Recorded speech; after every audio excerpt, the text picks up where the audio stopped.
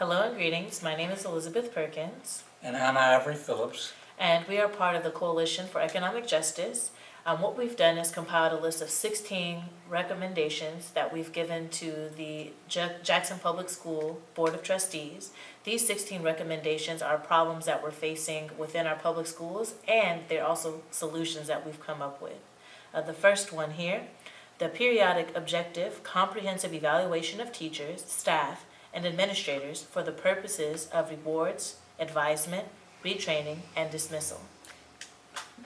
Because we need to systematically look at all of the teachers, administrators, and staff, reward those who are doing excellent work, retrain those who are halfway there, and dismiss those who are in a negative situation. The second one, a more critical approach should be taken to the acceptance of children from other districts into special programs such as APAC, Montessori, and the International Baccalaureate. Because each time we receive those students from out of district, we are displacing or denying the opportunity to an in-service student. Yeah, well said. Number 3, the provision of more student internships and the close monitoring of the same.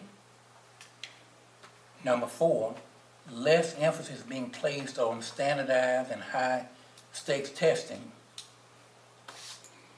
in order to allow more time and energy for effective classroom teaching. The emphasis needs to be placed on classroom teaching, and if and when there are tests given, they should be for diagnosis and improvement rather than for punitive purposes. Yes, so a lot of the standardized testing that are being used here in Mississippi and with the Jackson Public Schools are to our children's detriment and not benefit. So we want to make sure that we utilize these standardized tests for measurement and for help and assistance and not to take away funding. The next one, number 5, the replacement of zero-tolerance disciplinary policies with more progressive, humane ones. It is my understanding that the previous board that just went off was in the process of doing that. We just hope that they can speed it up. Number 6, zero tolerance of administrators, staff, and teachers who conduct themselves in ways that are unbecoming of professional educators.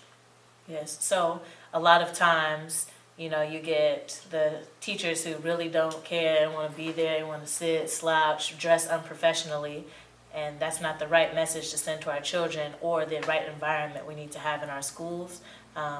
We need teachers who care. We also need teachers who, fake it a little bit till you make it. Make sure that you give your all to the students and make sure that you represent yourself and the school and our children in the utmost professional way.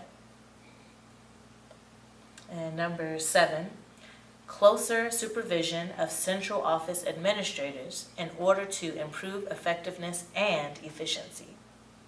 And that's highly needed up and down. It includes bus drivers, it includes cafeteria folks, it includes counselors, and all the other central office personnel.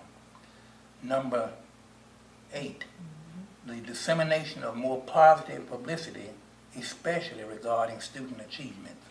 Yes, a lot of times we don't praise our students. We always hear about the F schools and the D schools, but what about those schools that are doing well? Or what about those students in those F and D schools that are doing well?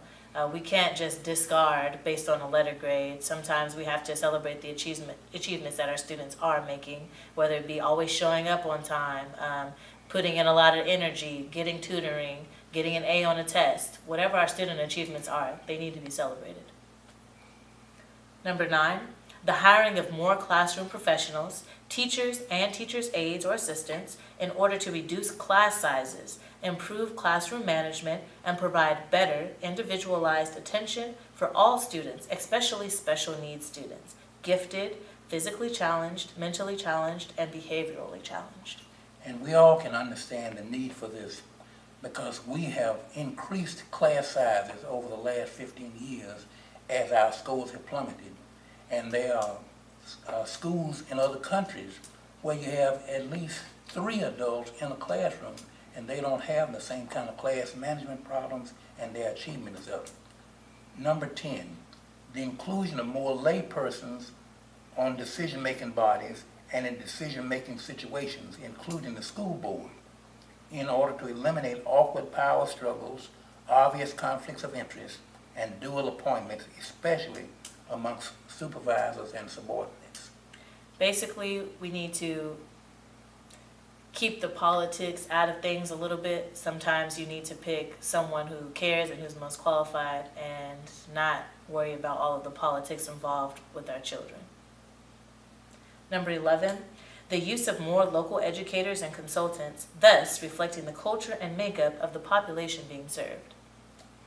Because in most instances, all other things being equal, if educators are from the area, if they understand the culture, they're in much greater touch with students and can help them much more toward their student advancement.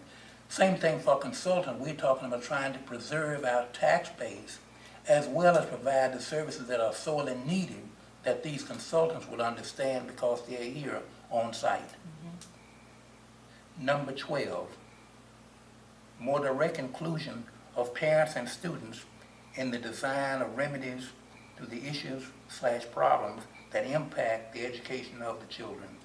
Right, so when you get the community involved, especially parents, you're able to see a different perspective on things. A lot of the laws or rules that are made for our children in our schools are done in a nice, cushy office somewhere in downtown. They don't really get to the heart of an issue that a school might have all the way in West Jackson or South Jackson. So just allowing for that community input can go a long way into bettering our schools.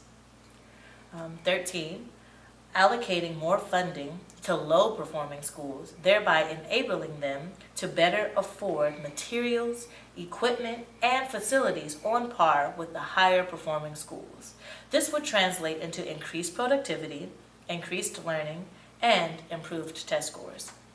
And although this may seem like common sense to you who are out there listening, what people often do is they punish schools that are doing badly.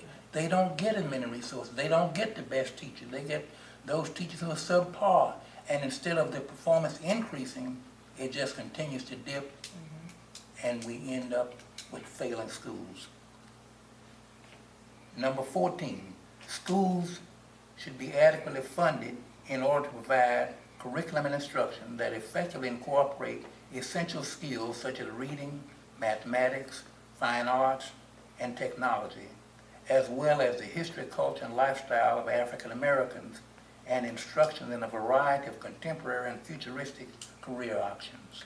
Right, so as we begin to take away curriculum from our schools and we just simply focus on, passing tests, we're missing out on a lot of the culture that prepares our students for the real world or society.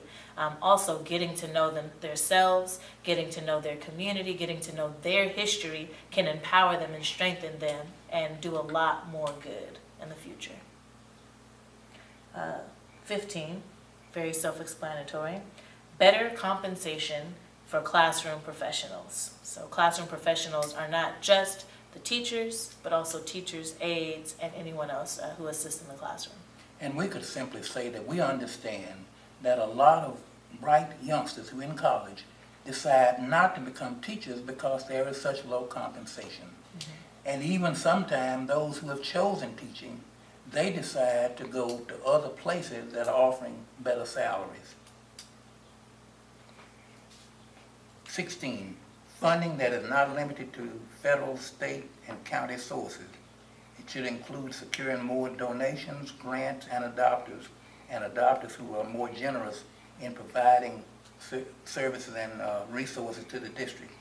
And all of this should be secured through more effective lobbying on the part of people from the school district. Yes.